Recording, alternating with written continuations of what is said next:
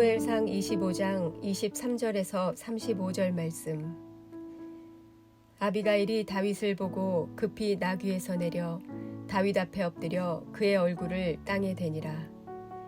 그가 다윗의 발에 엎드려 이르되 내 주여 원하건대 이 죄악을 나 곧 내게로 돌리시고 여종에게 주의 귀에 말하게 하시고 이 여종의 말을 들으소서.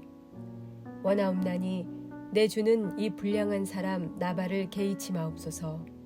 그의 이름이 그에게 적당하니 그의 이름이 나발이라.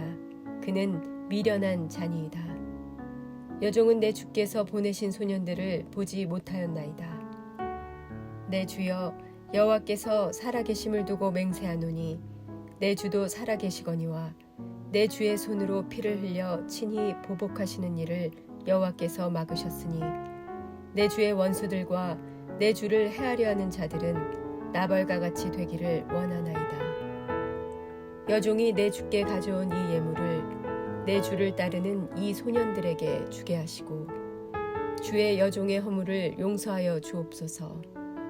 여호와께서 반드시 내 주를 위하여 든든한 집을 세우시리니 이는 내 주께서 여호와의 싸움을 싸우심이요 내 주의 일생에 내 주에게서 악한 일을 찾을 수 없음이니이다. 사람이 일어나서 내 주를 쫓아 내 주의 생명을 찾을지라도 내 주의 생명은 내 주의 하나님 여호와와 함께 생명싸개 속에 있사였을 것이요 내 주의 원수들의 생명은 물매로 던지듯 여호와께서 그것을 던지시리이다. 여호와께서 내 주에 대하여 하신 말씀대로 모든 선을 내 주에게 행하사 내 주를 이스라엘의 지도자로 세우실 때에 내 주께서 무죄한 피를 흘리셨다든지 내 주께서 친히 보복하셨다든지 함으로 말미암아 슬퍼하실 것도 없고 내 주의 마음에 걸리는 것도 없으시리니 다만 여호와께서 내 주를 후대하실 때에 원하건대 내 주의 여종을 생각하소서 하니라. 다윗이 아비가일에게 이르되 오늘 너를 보내어 나를 영접하게 하신 이스라엘의 하나님 여호와를 찬송할지로다.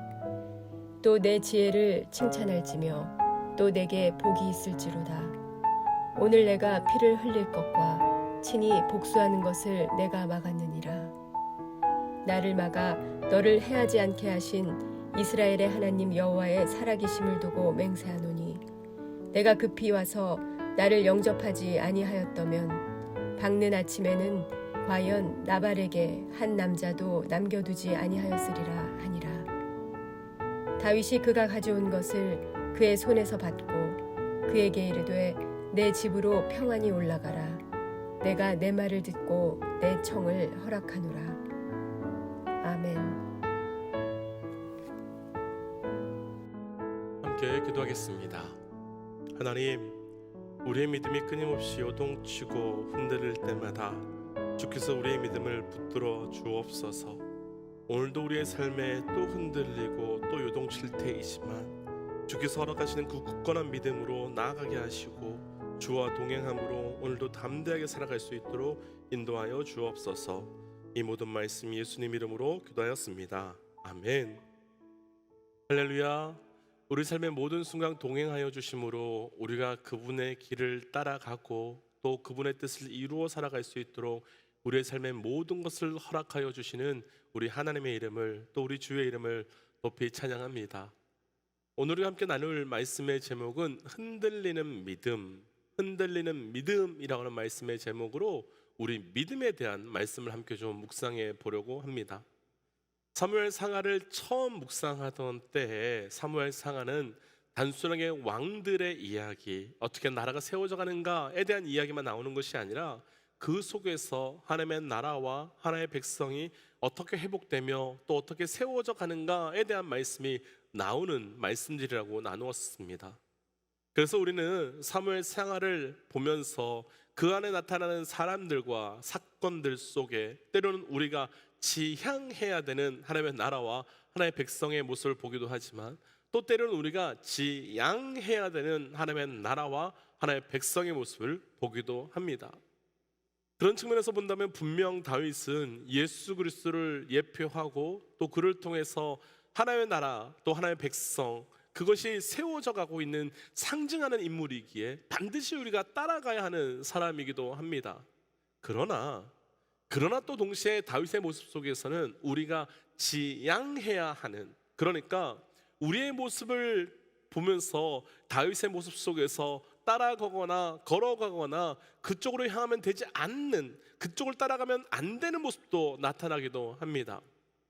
특별히 오늘 말씀은 그 다윗의 흔들리는 믿음의 모습을 통해서 우리의 믿음이 흔들릴 때 어떻게 해야 되는지, 또 우리가 그 흔들릴 때 어떤 반응을 통하여서 그 흔들리는 믿음이 굳건한 믿음으로 나아갈 수 있는지를 오늘 말씀 통해 보내줍니다.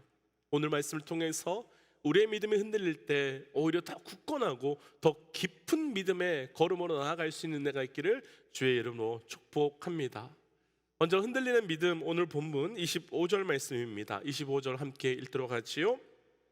원하옵나니 내 주는 이 불량한 사람 나발을 개의치 마옵소서. 그의 이름이 그에게 적당하니 그의 이름이 나발이라. 그는 미련한 자니이다. 여종은 내 주께서 보내신 소년들을 보지 못하였나이다. 아멘.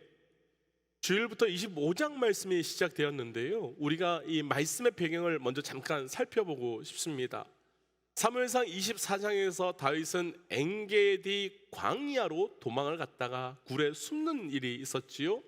그런데 군사들과 함께 다윗을 추적하던 사울이 마침 다윗이 숨어있던 그 굴 속에 와서 들어와 쉬게 되는데, 그때 다윗과 함께한 군사들은 하나님께서 사울을 죽일 수 있는 기회를 우리에게 주셨다라고 말하면서 사울을 죽이기를 원하지만, 다윗은 하나님께 기름 부음 받은 자를 내가 죽일 수 없다라면서 다윗 사울을 죽이지 않습니다. 거기다가 단순하게 사울을 죽이지 않는 정도가 아니라 그 사울이 굴을 떠나서 좀 멀리 떨어지자 다윗은 사울을 향하여서 엎드려 절하면서 나의 아버지여, 나의 주여, 나의 왕이여 라고 하면서 사울의 이름을 높이는 장면까지 나타납니다. 어떻게 그렇게 할 수 있는지 다윗의 믿음이 참 대단합니다. 어떻게 그렇게 할 수 있는지 다윗의 그 인격이 참 대단합니다. 만약에 제가 다윗과 같은 상황에 놓였다면 저는 분명 굴 속에 들어와 있는 사울을 보면서 하나님이 주신 기회가 맞다고, 하나님께서 허락하신 거라고 말하면서 사울을 해하거나 사울을 죽였을 겁니다. 그런데 다윗은 그 모든 것을 하나님이 허락하지 않으셨다, 하나님이 기뻐하지 않으셨다라고는 그 이유로 사울 죽이기를 거절합니다. 그 사건이 24장에 있었고, 그 사건 바로 다음 오늘 본문이 되는 25장에서는 분위기와 상황이 완전히 달라지고 완전히 반전됩니다.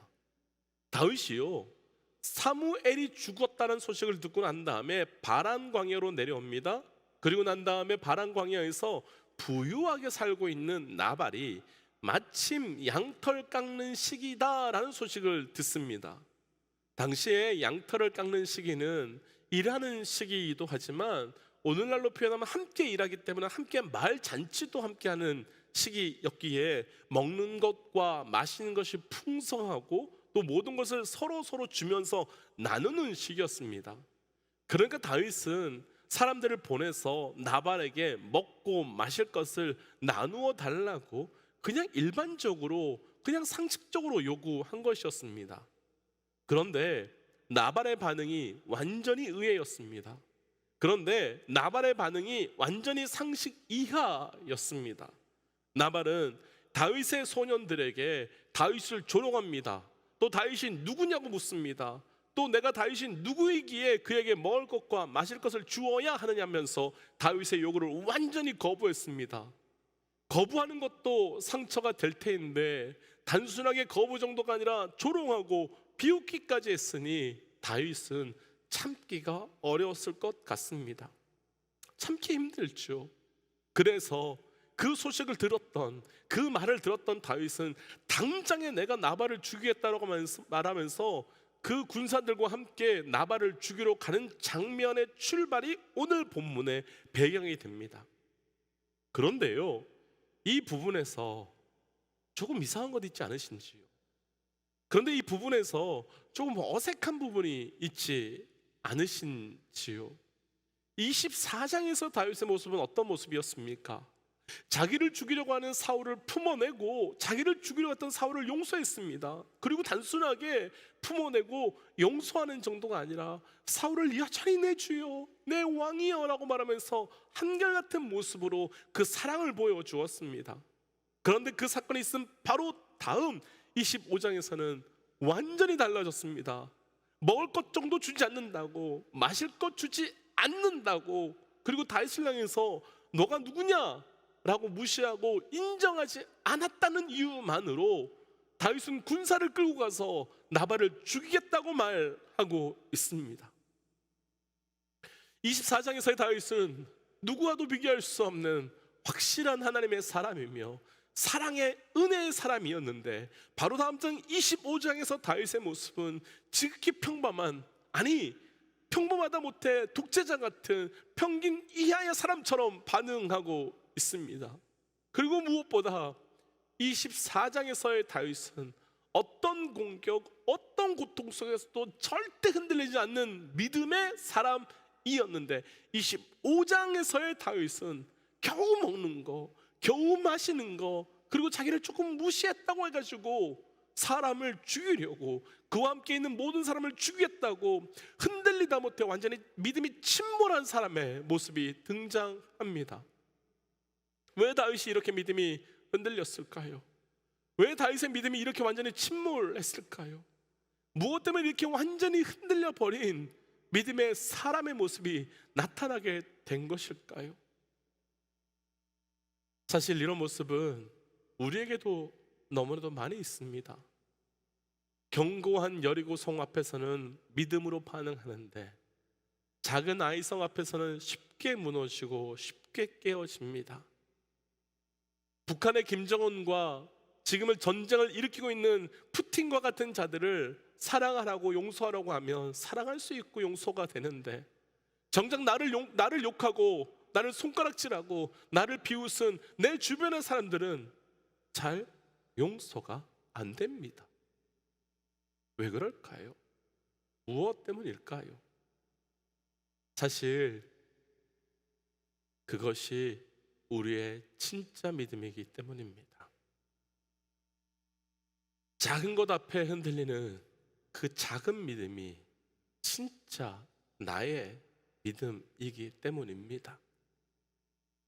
가끔 성도님들과 이야기를 나누다 보면 어떤 분을 향해서 저 사람은 작은 일에는 그렇게 흥분하고 화를 내는데 큰 일을 만나면 너무 침착해져 라고 하면서 칭찬하시는 이야기들을 가끔 듣곤 합니다. 그리고 성도님들이 본인 스스로에 대해서 얘기할 때도 나는 작은 일은 잘 못하는데 큰 일을 마주치면, 큰 어려움을 만나면 아주 침착해져요 라고 하는 말을 듣곤 합니다. 그럴 수 있는 이유가 있습니다. 그건 침착해지는 것이 아닙니다. 그건 포기했기 때문입니다. 그건 침착해지는 것이 아닙니다. 내가 감당할 수 없기 때문에 놓아버린 겁니다. 마치 TV 드라마에서 보면 죽을 병에 걸린 그 부모님을 살려내라고 의사의 멱살을 붙들고 흔들면서 살려내! 살려내! 라고 말하지만 그 부모님이 돌아가고 나면 그냥 아무것도 하지 않고 가만히 있으면서 그냥 울면서 그 죽음을 받아들이고 있는 모습과 비슷한 겁니다. 그럼 그 사람에게 진짜 믿음은 무엇이겠습니까? 어쩔 수 없을 만큼 큰 사울을 만나 담대하게 믿음으로 반응하는 그 모습이 진짜일까요? 아니면 작은 것을 만나서 어찌하지 할 수 없어서 칼을 들고 내가 그를 죽여버리고 말겠다고 말하는 것이 진짜 그의 믿음일까요? 우리에게 적용해 본다면 교회에서 하나님의 이름을 부르며 찬양할 때 손을 높이 들고 하나님을 예배하는 모습이 우리의 진짜 모습일까요? 아니면 집에서 우리의 가족이, 우리의 자녀가 마음에 안 드는 행동을 했다고 소리 버럭 지르면서 화를 내고 욕하는 모습이 진짜 우리의 믿음일까요? 예배하며 기도하며 그분의 이름을 부르고 주께 내 모든 것을 내려놓는다고 말하는 것이 진짜 내 모습일까요? 아니면 이것저것 마음에 안 든다고, 이것저것 내 뜻대로 안 된다고 화내면서 내 뜻대로 안 하면 안 해! 라고 말하는 게 진짜 내 모습일까요? 왜 예수님께서 바리새인들과 율법주의자들에게 회칠한 무덤아라고 소리치셨겠습니까? 회칠한 무덤은 겉은 회칠로 인해서 깨끗하고 하얗니다. 그런데 그 안에는 사망과 죽음으로 온갖 썩은 냄새가 납니다. 그렇다면 그의 진짜 모습은 무엇이겠습니까? 회칠로 깨끗해진 모습이겠습니까? 그 안에 시체가 가득한 모습이겠습니까? 그렇다면 우리의 믿음이 흔들리는 이유가 있는 거지요. 그렇다면 우리의 흔들리는 믿음이 이유가 있는 겁니다. 아니, 사울을 넘었는데 나발 앞에 무너지는 이유가 있는 겁니다. 진짜 우리의 믿음의 수준은 나발의 수준이기 때문입니다. 진짜 우리의 믿음의 크기는 딱 나발의 크기이기 때문입니다. 사울은 어차피 넘을 수 없어서 맡길 수밖에 없고, 나발은 내가 해볼만 하니까 내 생각과 내 반응대로 움직여가고 있는 거지요. 곧 사울을 넘은 사건으로 우리를 자랑하지 마십시오. 곧 여리고성을 넘어뜨린 사건으로 나를 증명하려 하지 마십시오. 그건 우리의 능력도 우리의 힘도 우리의 믿음도 아니기 때문입니다. 그럼 어떻게 우리가 이렇게 믿음이 흔들릴 때 진짜 믿음으로 나아갈 수 있겠습니까? 조금 전에 잠깐 언급했던 여리고성과 아이성에 대한 이야기로 좀 묵상을 끌고 가보고 싶습니다. 이스라엘 백성은 건널 수 없는 요단강을 건너서 여리고성을 대면하게 되었습니다. 여리고성은 크기 면에서나 능력 면에서 결코 이스라엘 백성이 이길 수 없는 엄청난 성이었습니다. 그래서 그들이 택한 것은 말도 안 되는 하나님의 말씀에, 말도 안 되는 하나님의 방법에 순종하면서 그냥 뺑글 돌며 하나님께 맡기는 것이었습니다. 그런데 바로 다음 성, 작다라고 하는 이름을 갖고 있는 아이성은 우리가 해볼만 했습니다. 여리고성도 이겼으니 아이성도 당연히 우리가 이길 수 있다 생각하며 소수의 군대만을 올려 보냈고 결국은 참패를 당했습니다. 과연 소수의 사람만이 올라갔기 때문에 참패를 당한 것일까요? 과연 모든 군사가 올라가지 않았기 때문에 아이성에서 패배당한 걸까요? 아닙니다.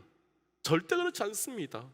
이스라엘의 모든 군사가 올라갔다 하더라도 하나님께 의지하지 않고 하나님께 근거를 두지 않았다면 크기에 상관없이, 무기와 능력에 상관없이 패배할 수밖에 없었을 것입니다.